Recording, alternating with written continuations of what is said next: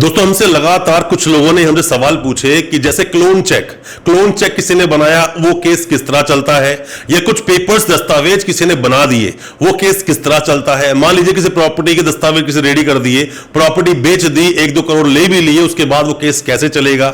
या फिर मान लीजिए कोई पेपर किसी ने कुछ बनाए, उनको बेच दिया, बट वहां पर पैसे का आदान प्रदान नहीं हुआ कुछ भी, वो केस कैसे चलेगा। ऐसे कई तरह के मामले होते हैं, जो मामले अक्सर आप देखोगे जिसमें सेक्शंस लगते हैं 420, 467, 468, 471, 120B, इस तरह के सेक्शन लगते हैं। कई बार 34 भी लग जाता है। इस तरह के मुकदमे बनते हैं, इस तरह के सेक्शंस लगाए जाते हैं। उसी पर मैं आज डिस्कस करूंगा कि अगर ये सारे सेक्शंस लगे हैं तो इसमें बेल कब आसानी से हो जाती है और कब आसानी से बेल नहीं होती है। दोस्तों मैं आपसे रिक्वेस्ट करना चाहूंगा, जो भी कोई पहली बार आया है हमारे चैनल पर, पहली बार देख रहा है हमारी इस वीडियो को, हमारी वीडियो को ज्यादा से ज्यादा अपने दोस्तों, परिजन, परिवार में शेयर करें ताकि वो भी अपने आप को कानूनी जानकार बना सके।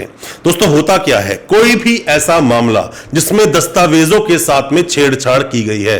दस्तावेज क्या है? दस्तावेज किसी की मार्कशीट हो सकती है, दस्तावेज कोई चेक हो सकता है, दस्तावेज कोई आधार कार्ड में छेड़छाड़ हो सकती है, पैन कार्ड में, या फिर वोटर आईडी में, पासपोर्ट में, किसी भी तरह की छेड़छाड़ आपने अगर कर दी किसी भी डॉक्यूमेंट में जो कि एक लीगल डॉक्यूमेंट है, तो वहां 467 लग जाता है।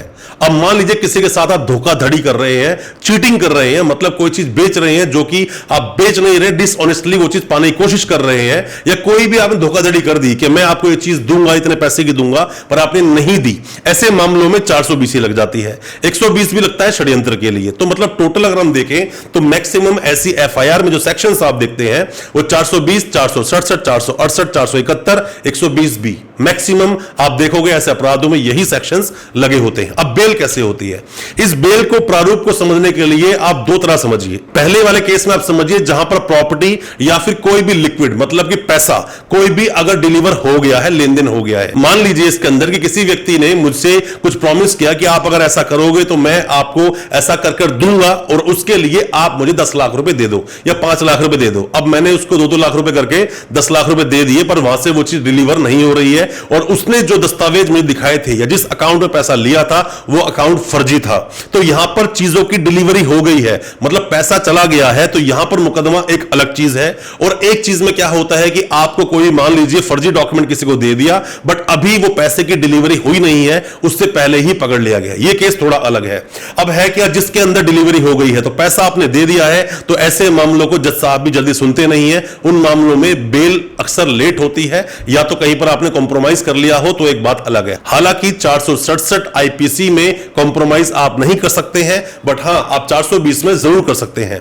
साथ में ही जहां डिलीवरी नहीं हुई है वहां पर आपकी बेल हो जाती है इजीली, ज्यादा मशक्कत नहीं करनी पड़ेगी, बट उसमें भी वक्त लगेगा। हो सकता है आपको हाई कोर्ट भी जाना पड़े। दोनों ही तरह के मामलों में, जहां 420 लगी, 467 लगी, दोनों ही मामलों में सीरियस नेचर का ये ऑफेंस आता है, जिसके अंदर बेल आप सोचो कि मैं लगा दूं 10 दिन में, 15 दिन, 20 दिन में बेल लगाऊंगा, बेल हो जाएगी। बेल ऐसे नहीं होगी। या तो आपके पास कुछ अच्छे पुख्ता एविडेंस होने चाहिए, अच्छे कुछ पेपर्स आपके पास होने चाहिए, और साथ में ही बहुत अच्छी तरह से आर्गुमेंट किए हो आपके वकील साहब ने, तो आपको बेल मिलने के बिल्कुल पूरे चांसेस हैं। बट इन केसों में इतनी आसानी से बेल आपको मिलेगी नहीं, वक्त लगेगा, चार्जशीट लगेगी, आप आगे जाओगे, हो सकता है हाई कोर्ट भी आपको जाना पड़े तभी आपको बेल मिले। और जहां पैसे की बात आती है कि किसी ने प्रॉपर्टी हथिया ली, किसी की झांसा देकर 10, 20, 30, 50 लाख रुपए अपने अकाउंट में ले लिया और पैसा नहीं वापस कर रहा है, किसी तरह से कॉम्प्रोमाइज नहीं कर रहा है, तो उसमें आपको वक्त जरूर लग सकता है।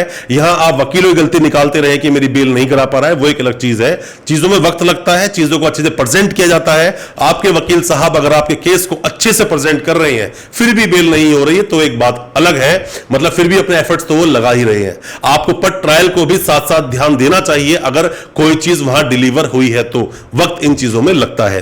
कोई भी किसी भी तरह के सवाल है, कोई भी किसी तरह के डाउट्स, अपने केस को स्टडी करके आप चाहते हैं हम उसको डिस्कस करें अपने वीडियो के माध्यम से, आपने केस की डिटेल्स भेजें, हम उसको पढ़ेंगे और कोशिश करेंगे आपको उसके बारे में अपडेट करने की। दोस्तों उम्मीद करता हूं हमारी वीडियो आपको अच्छी लगी आज की वीडियो, हमारे चैनल को सब्सक्राइब करना बिल्कुल ना भूलें, साथ में लगा बेल आइकन जरूर दबा दें ताकि इसी तरह की लीगल अवेयरनेस की वीडियोस जो लेकर आते हैं वो आप तक पहुंच सके सबसे पहले।